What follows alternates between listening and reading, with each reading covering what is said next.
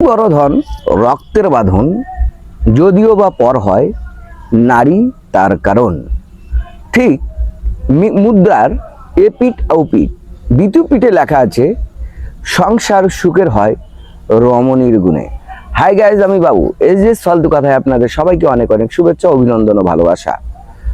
অসংখ্য ধন্যবাদ আমাদের সঙ্গে থাকার জন্য, আমাদের চ্যানেল দেখার জন্য এবং আমাদেরকে ভালোবাসা দেওয়ার জন্য। আপনাদের ভালোবাসায় আমরা শিখত, আপনাদের ভালোবাসায় আমরা অনুপ্রেরণা পাই। আপনারা অবশ্যই কমেন্টে আপনাদের অভিমতগুলো ব্যক্ত করতে পারেন, তবে হয়তোবা আমাদের চলার পথে বা আমাদের অনুষ্ঠান করার পথে অনেকটি সুবিধাজনক হবে। তো যে বিষয়ে বলতে চাচ্ছিলাম সেটি হচ্ছে ভাই বড় ধন রক্তের বাঁধন, যদিও বা পর হয় নারী তার কারণ। এর অনেক ধরনের আপনি বিশ্লেষণ করতে পারেন, অনেক কিছু বের করা সম্ভব। একটি নারী একটি সংসারকে ধ্বংস করার জন্য একটি নারী যথেষ্ট।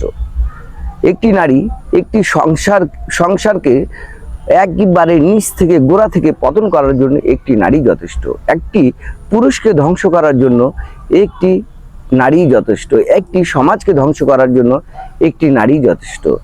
একটি সাধারণ মানুষের স্বাধীনতা সম্পূর্ণরূপে নিশ্চিহ্ন করে নিজের অস্তিত্ব বজায় রেখে এবং সব কিছু শেষ করে দেওয়ার নামই হচ্ছে নারী। কিন্তু তাই বলে নারীকে কি অন্য চোখে দেখছি? জি না জনাব, জি না স্যার, জি না মহোদয়। নারী হচ্ছে মা জাতি, নারী হচ্ছে বোন জাতি, নারী হচ্ছে নিজের মেয়ে জাতি। নারী সব সময় সবার ঊর্ধ্বে, কারণ নারীর পেট থেকে আমাদের জন্ম। নারী আমাদের সর্বশ্রেষ্ঠ জ্ঞানী এবং শিক্ষক বা শিক্ষিকা। ছোটকালে শিক্ষা দেয় সাধারণত মা। তো মা জাতি অনেক বড়, মা জাতি অনেক ঊর্ধ্বে, মা জাতি অনেক উপরে। এবং বোনটি এমন একটি সম্পর্ক, ভাই বোনের রক্তের সম্পর্ক, যেটি কখনো আপনি ভুলতে পারবেন না বা ভোলাও সম্ভব না। অথবা বোনকে বাদ দিয়ে যদি আপনি অন্য কিছু চিন্তা করতে যান তাও সম্ভব না। তারপর চলে আসেন মেয়ে।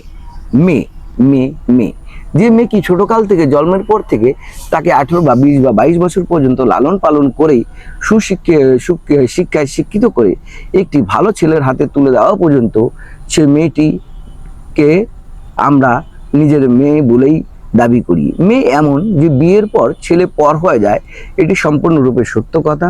বিয়ের পর ছেলেরা আসলেই পর হয়ে যায়, কারণ সে কারো বাবা হয়, কারো স্বামী হয় বা কারো আত্মীয় হয়। কিন্তু মেয়ে কখনো পর হয় না। মেয়ে পরিবারের ক্ষেত্রে সবসময় মেয়ে থাকে, কারণ মেয়ে বৃদ্ধ হয়ে গেলে তার মা বাবার কাছে মেয়ে সেই মেয়ের মতোই থাকে, কারণ মেয়ের অংশ অনেক বেশি, মেয়ের মর্যাদা অনেক বেশি, মেয়ের সম্মান অনেক বেশি। তো মা জাতিকে অবশ্যই স্যালুট জানাচ্ছি, কারণ মা জাতি অনেক ঊর্ধ্বে। কিন্তু একটি সংসারকে ভালো করার জন্য একটি মেয়ে যথেষ্ট। একটি সংসারকে আগলে রাখার জন্য একটি মেয়ে জরুরি। একটি সংসারকে যৌথভাবে চালানোর জন্য একটি মেয়ে জরুরি।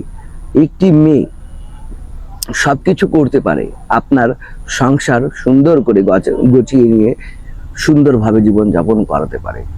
একটি মেয়ে তার স্বামীকে রাজা বানিয়ে নিজে রানীর মতো থাকতে পারে। একটি মেয়ে নিজের স্বামীর সংসারকে নিজের সংসার বানিয়ে নিজের মতো করে গড়ে নিতে পারে। তাই মেয়ে জাতিরা সবসময় সবার ঊর্ধ্বেই থাকে, কারণ এখানে বলা হচ্ছে সংসার সুখের হয় রমণীর গুণে। তাই রমণী যেমন সংসার সুখের করে, ঠিক রমণী সংসার ধ্বংস করে। আপনারা নিজের সংসারের প্রতি যত্নশীল হন এবং নিজের মা বোন মেয়ে সবাইকে ভালোবাসুন। এবং যারা এই ধরনের অসভ্য মেয়েরা আছে, তারা যাতে নিজেরাই সংশোধন করে নিজের পরিবারকে, নিজের শ্বশুর শাশুড়িকে, নিজের আত্মীয় স্বজনকে, নিজের ভাই বোনকে যেভাবে যে চোখে দেখতেন সেই চোখে নিজের স্বামীর আত্মীয় স্বজন ভাই বোনকে দেখার চেষ্টা করুন। তবে হয়তোবা আপনি পরিবর্তন হয়ে নতুন রূপে নতুন আঙ্গিকে ফিরে আসবেন সেই ঘরের মধ্যে।